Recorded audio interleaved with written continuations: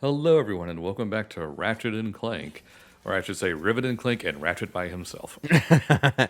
Does Ratchet get a Clank replacement or no? Yes, Oh, yes, he okay. does. And thing is, we're going to spend a little bit of time back in the first level to do some cleanup because we can do that now. They should just extend the title of this entire franchise into Ratchet and Clank's Riveting Adventures and have Rivet be a mainstay from now on.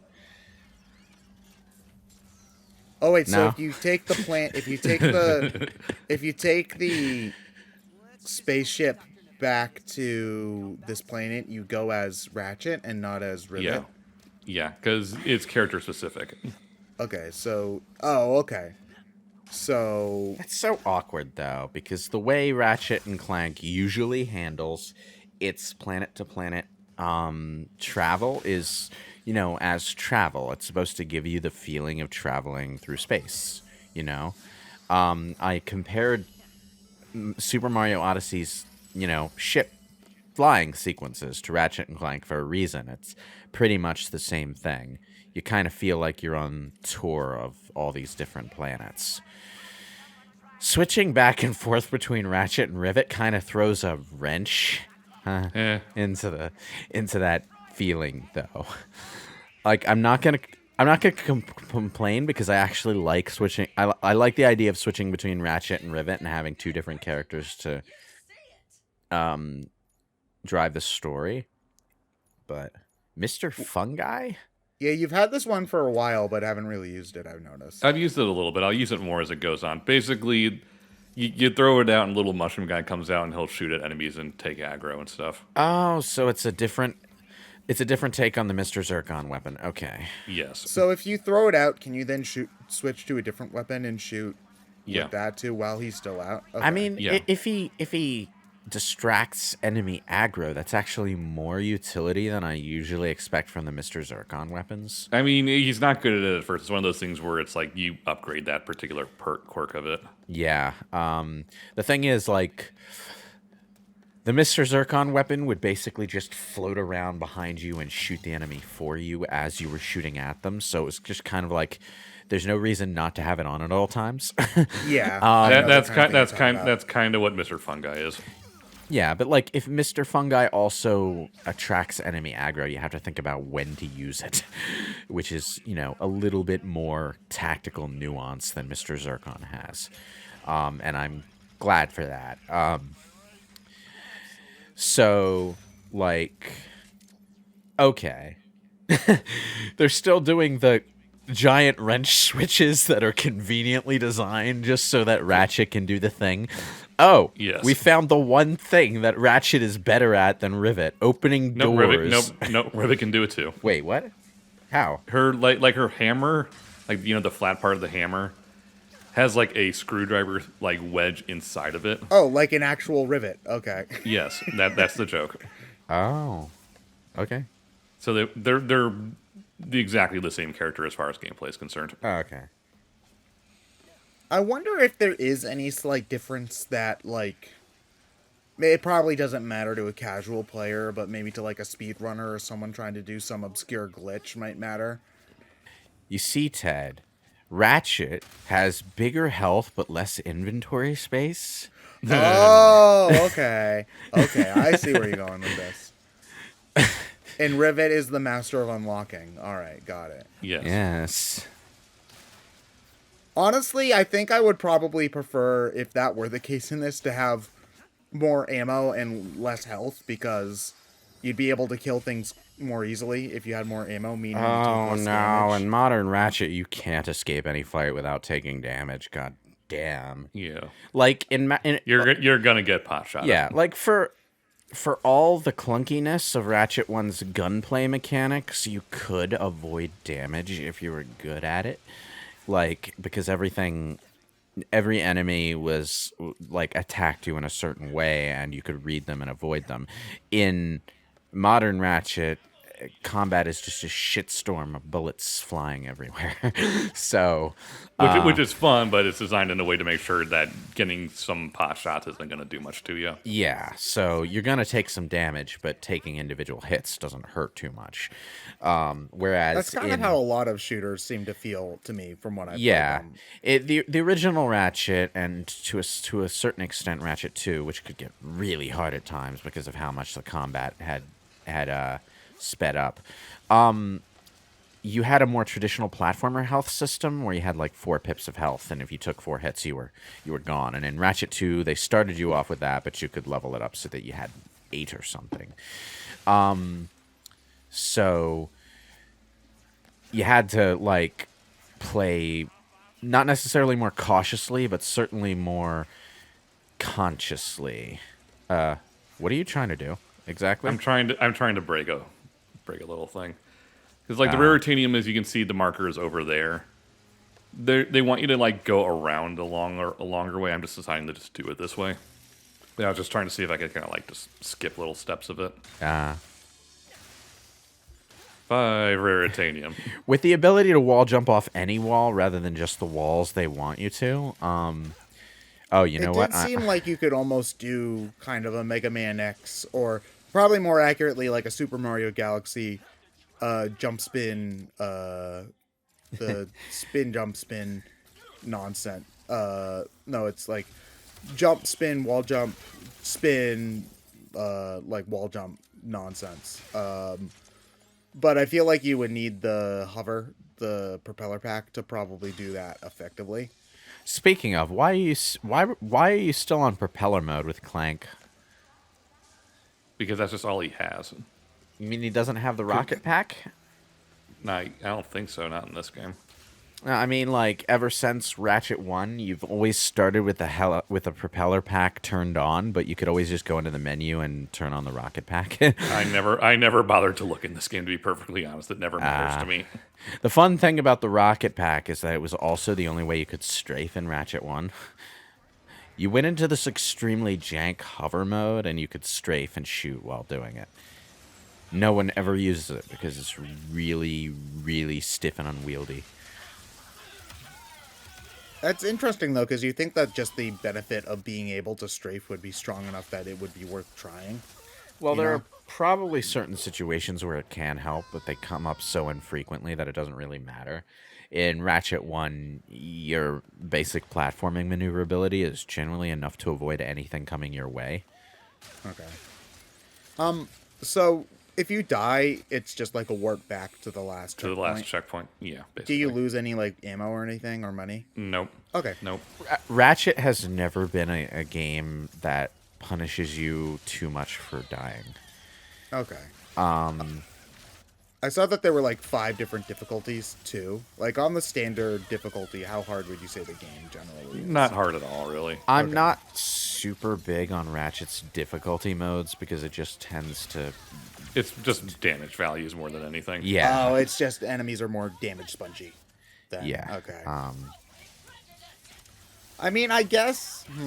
I don't even think they introduced difficulty modes at all until they amped up the shooter leanings of the series.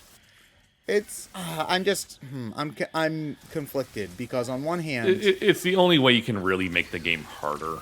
For this But type I of mean, like, thing. if you're doing a new game plus and you want to use all your cool weapons, but you also don't want the game to be a cakewalk, then it makes sense. But then at the same time, then why not just play the game again normally? I don't know. Well, because you have like different perks, they do different things, etc. Yeah, I guess that makes sense. So it's just one of those things where it's like, I wish it were better, but I can't legitimately think of a way to make the game harder besides just the damage values. I mean, I think a game mode where they design the, like, they try to make the game legitimately harder even if you have all of your stuff upgraded would be kind of cool. But again, like, I don't know how you would do that other than putting in more enemies or making them more damage spongy, you know? Because like you said, it's not like making it so you have less health is ideal because the game is designed in a way in that you're probably going to get hit once or twice, at least during every fight. I guess my issue with it is that because Ratchet and Clank shifted its balance more toward shooting action and less toward platforming challenges, they shifted the game's balance toward a genre where, as a challenging gameplay experience, it's never going to compete with dedicated shooters like, say, Doom or Shadow Warrior and the like. So basically, what you have is a game that is only really fun because of its combination of elements, and the only difficulty mode options there are specifically target the shooting action. And like, if you wanted a challenging shooting action game, you'd probably be going to a different series than this one. That makes sense. So like, it's like, I won't say that the difficulty modes have no value for anyone, but it's probably one of the least valuable aspects of the game's design. Well, hey, your communicator's about to get fixed, so that's something. Oh, Rivet, you're so awkward. Yeah, you're really not good at this, are you? I like this character. More importantly, Yeah, she's like Ratchet from the remake done right, kind of. Little bit. Like, she's definitely the nicer, more heroic archetype, but she pulls it off a lot better. Partially because she's not a different character, she's her own character, and she can do whatever the fuck she wants without anybody like feeling weird about it. But Yeah, I think that's a good way Time to to do this the wrong way. put it. Does I it mean- save if you die? What? Do you like keep it if you die? yeah, Yes. Yeah, Oh, as okay, lo- then yeah, sure. Why not do it that way? as long You're as supposed you to grab find it. you're supposed to find like a magnetic trail that takes you underneath the platform, and you slowly walk towards. It's like I can just jump off and touch it and be done. Man, I haven't seen an exploit like that in a modern game in a long, long time. Like, a lot of the times, like, games are designed in such a way that you can't do that kind of bullshit. But it's kind of refreshing. Or they expect you to do it, like the green stars. Yeah. Oh God. When they expect you to do it, then ugh, God. Okay, so here we are in Super Mario Sunshine Land yet again. Oh, this is Mario. This is a gimmick straight out of Mario Sunshine. Like, Yeah, it's like I said. Like, I do appreciate having sections like this, though, because the platforming side of Ratchet and Clank has been a bit neglected over the last handful of games. So, you know, reminding us all that it's a platforming series is a good thing to do. Thank you. oh, and does like each planet have a different like selection of armor? Like they all. No, I think it just kind of just depends on which thing, but Oh, okay. like the Q-Force helmet. Oh, God. Is that a Galactic Ranger? Is that the blue Yes. armor? I don't think so. I can't remember exactly. I hope don't it's- put any of them on, so I hope it's not the blue armor, because that shit's ugly. Well, you can recolor it, but, yeah. I mean, yeah. Okay, Raritanium. so, It doesn't seem that rare. It's all over the place.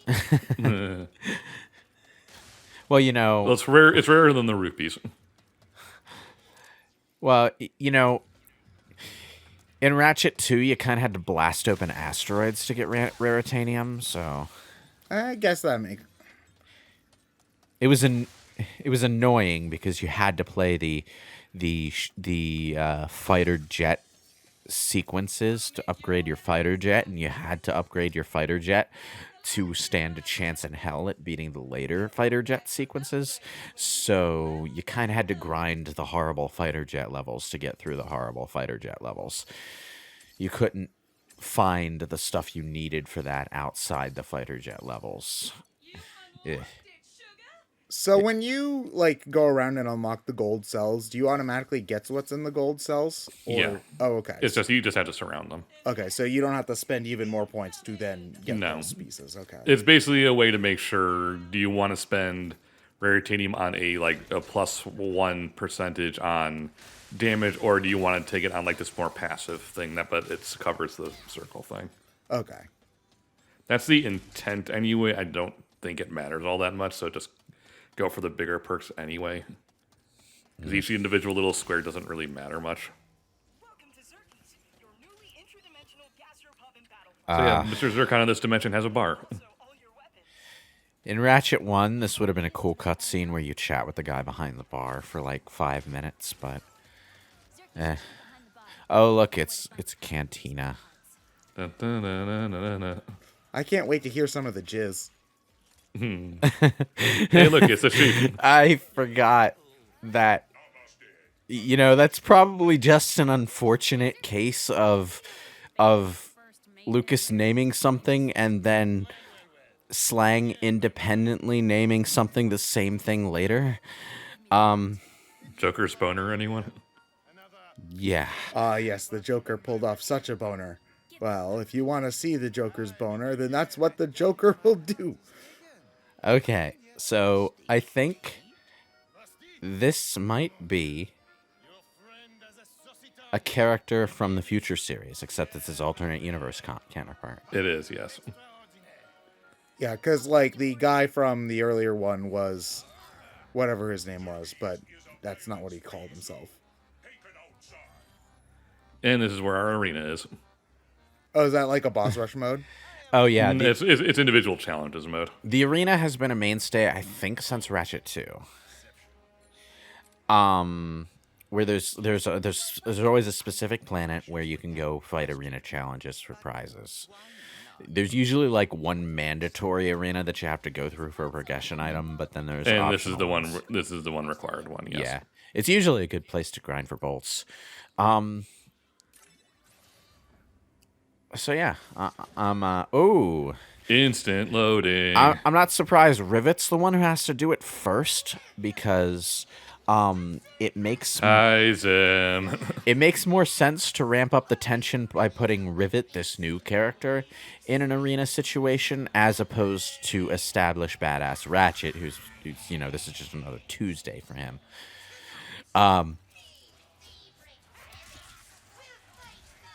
Ah man, the shotgun has good kick in this game. It's also double barreled. Double-barreled laser shotgun. Yes. So what is Rivet trying to do at this point? Like, She is trying to get a piece of equipment so she can fix Clank's communicator and get in touch with Ratchet. Okay. So Ratchet doesn't know who Rivet is at this point in the story. No. Okay. I did see that there was a point where when you were loading back in the ship where Ratchet says, I wonder what Rivet's doing, but I assume that's probably just because they didn't expect you to go back and play as Ratchet yet. More or less, yes. Okay.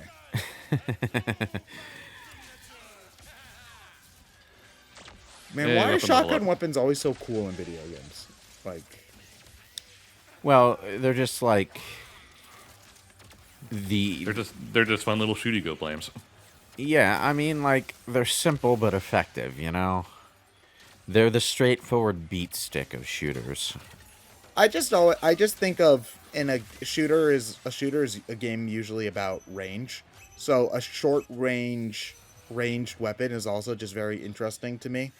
Well, I mean, the gun itself is, fun, just as a consequence of what it is, but putting the shotgun in a game also means designing abilities that enable you to get into range of the enemy. And in some cases that leads to interesting stuff. Like here you have the dash maneuver, so that's helpful, but if you go into other series like Mass Effect, you get stuff like the Vanguard in Mass Effect 2, 3, and Andromeda, where your MO is to use a biotic charge, basically zooming all the way across the battlefield in a blaze of light, smacking face first, literally face first into your enemy, and then following up with a shotgun blast.